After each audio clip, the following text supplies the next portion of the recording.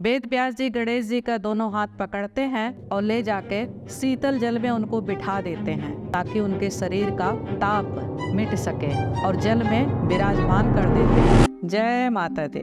आइए इस वीडियो में जाने गणेश चतुर्थी क्यों मनाई जाती है और गणेश जी को बप्पा क्यों कहते हैं और गणेश जी को कैसे प्रसन्न किया जाए। मैं नंदिता आर शर्मा अपने चैनल में आप सबका स्वागत करती हूँ। गणेश चतुर्थी के दिन गणेश जी का जन्म हुआ था। यह त्योहार खास खुशी लेकर आता है। गणपति जी चमत्कार हैं और यह त्योहार बड़े धूमधाम से मनाया जाता है। यह किस्सा शुरू हुआ 1890 में, जब लोकमान्य तिलक जी सोचने लगे कि अंग्रेजों के खिलाफ लोगों को एक साथ कैसे जोड़ा जाए, इसलिए उन्होंने धार्मिक मार्ग चुना। तिलक जी ने सोचा कि गणेश जी सर्वपूजनीय हैं।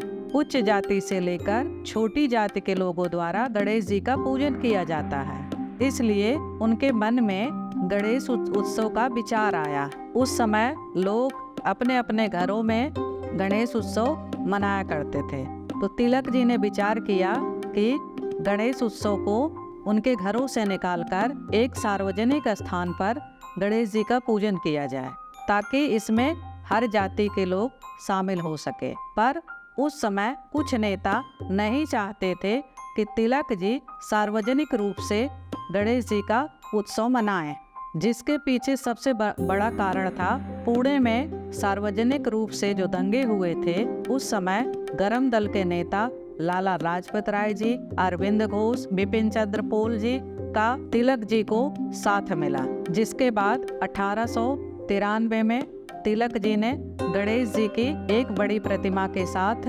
गिरी गांव में सबसे पहला मंडल बनाया, जिसका नाम दिया गया राजकेसरी नायक चौल, जो महाराष्ट्र में है। तभी से ये प्रथा शुरू हुई। प्राचीन काल में छत्रपति शिवाजी भी गणेश चतुर्थी बड़े धूमधाम से मनाते थे।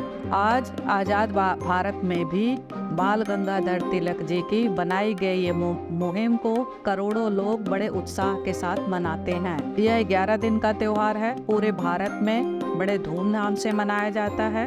बप्पा यानी पिता, गणपति बप्पा मौर्य, इसका अर्थ होता है कि ए मेरे पिता, मेरे सामने आओ, मेरे पास आओ ताकि मैं तुम्हें देख सकूं। मुंबई में 2 लाख से ज्यादा पंडालों, घरों और मंदिरों में इनकी प्रतिमा स्थापित की जाती है। मुंबई में इस त्योहार को बड़े धूमधाम से आज भी मनाते हैं। श्रीमद् भागवत पुराण की रचना करने जब वेद व्यास जी बैठे तो उन्होंने सुखदेव से कहा कि सुखदेव, मैं अपने मंत्रों को बोलूंगा और श्लोकों को बोलूंगा, उसको लिखेगा कौन? तब सुखदेव जी ने कहा कि वेद व्यास जी, आप गणेश जी से प्रार्थना करो। तब वेद व्यास जी ने गणेश जी से प्रार्थना किया और कहा कि तुम मेरे मंत्रों और श्लोकों को लिखोगे? गणेश जी ने कहा, लिखूंगा तो जरूर। अगर बोलते बोलते आप रुक गए तो मैं भागवत को वहीं विराम दे दूंगा। तब वेद व्यास जी सोच में पड़ गए कि क्या करूं। तब उन्होंने कहा कि अगर मेरे मंत्रों और श्लोकों में कोई गलती होगी तो उसको तुम सुधार के लिखोगे। कितनी अच्छी बात कही वेद व्यास जी ने। वेद व्यास जी कहते हैं कि हम तो सांसारिक मानव हैं, मनुष्य गलती कर सकता है पर भगवान गलती नहीं कर सकते हैं। फिर वेद व्यास जी ने श्लोक और मंत्रों को बोलना शुरू किया। गणेश जी मंत्रों को लिखना शुरू किए और लिखते लिखते 10 दिन बीत गए। फिर वेद व्यास जी ने उनके शरीर का स्पर्श किया तो देखा कि गणेश जी तो ताप में पड़े हुए हैं, उनका पूरा शरीर तप रहा है। तब व्यास जी घबरा गए और सोचने लगे कि मैं क्या करूं। तब उनके मन में ये विचार आया कि हमें कुछ न कुछ करना चाहिए। तब वेद व्यास जी गणेश जी को पकड़ते हैं और उठाते हैं और कहते हैं कि उठो प्रभु, चलो मेरे साथ। वेद व्यास जी गणेश जी का दोनों हाथ पकड़ते हैं और ले जाके शीतल जल में उनको बिठा देते हैं ताकि उनके शरीर का ताप मिट सके और जल में विराजमान कर देते हैं और कहते हैं कि प्रभु, आप अपने ताप को मिटा लीजिए। उसके बाद गणेश जी को आराम मिलता है। फिर वो वेद व्यास जी से कहते हैं कि मेरे ताप को मिटाने के लिए आपने मुझे जल में विराजमान किया। आज के बाद 10 दिन की पूजा के बाद जो मनुष्य मुझे जल में विराजमान करेगा, विसर्जित करेगा, मैं उसके ताप को और उसके कष्ट को हर लूंगा। तभी से गणेश चतुर्थी 10 दिन बड़े धूमधाम से मनाई जाती है और 11वें दिन उनको जल में विसर्जन किया जाता है। उनका विसर्जन करो पर सम्मान के साथ करो। उनकी मूर्तियां इधर उधर मत फेंको, क्योंकि ये हमारे धर्म का मजाक उड़ रहा है। आइए बताएं हम आपको गणेश जी को स्थापित कैसे करते हैं। अगर आप गणेश जी को स्थापित करते हैं तो आप ध्यान दीजिएगा कि उनके पीठ की तरफ दीवार होने चाहिए, क्योंकि गणेश जी के पीठ में दरिद्रता होती है। अगर उनके पीठ घर की तरफ हुई तो पूरे घर में दरिद्रता आ जाती है।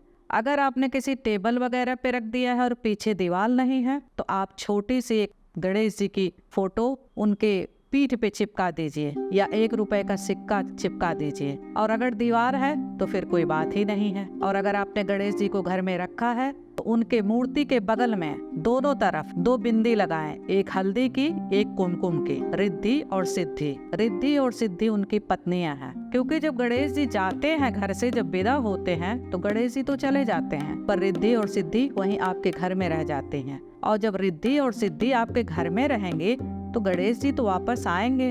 अगर आपको जीवन में पैसे की बड़ी आवश्यकता है, आप कर्ज में डूबे हैं, तो हरे रंग गणेश जी को रखिए उत्तर दिशा की तरफ। अगर आप बीमार हैं, आपके घर में बीमारी है, मानसिक तनाव है, तो काले रंग के गणेश जी को रखिए जो उत्तर और पूर्व की दिशा में होने चाहिए। अगर आपके अंदर कॉन्फिडेंस की कमी है, आप अपने बात को सामने वाले के सामने नहीं कह पाते हैं, तो संतरी कलर के गणेश जी रखिए जो दक्षिण और पूर्व के बीच में होना चाहिए।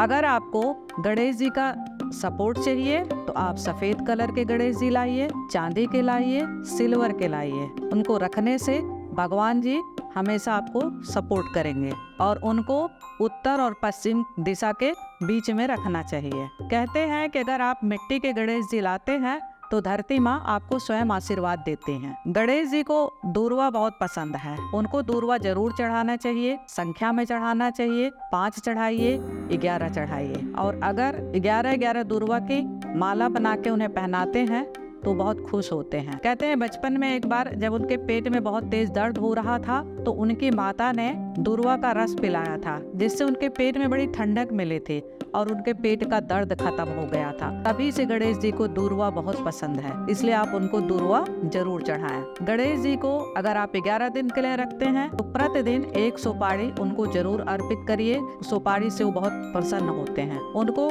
गेंदे का फूल बहुत पसंद है, उनको गेंदे के माला पहनाइए और गेंदे का फूल चढ़ाइए। गणेश जी को भोग में मोदक बहुत प्रिय है, उनको मोदक बना के खिलाइए। उनको केला प्रिय है, उनको बेसन का लड्डू बहुत प्रिय है, उनको कलाकंद बहुत प्रिय है। मोतीचूर के लड्डू और खीर अवश्य चढ़ाएं। केसर के बने श्रीखंड गणेश जी को अति प्रिय है। गणेश जी को मखाने की खीर बहुत पसंद है और गणेश जी को पीला रंग बहुत पसंद है। उनको पीले रंग की मिठाइयाँ खिलाइए, पीले रंग के उनको फूल चढ़ाइए।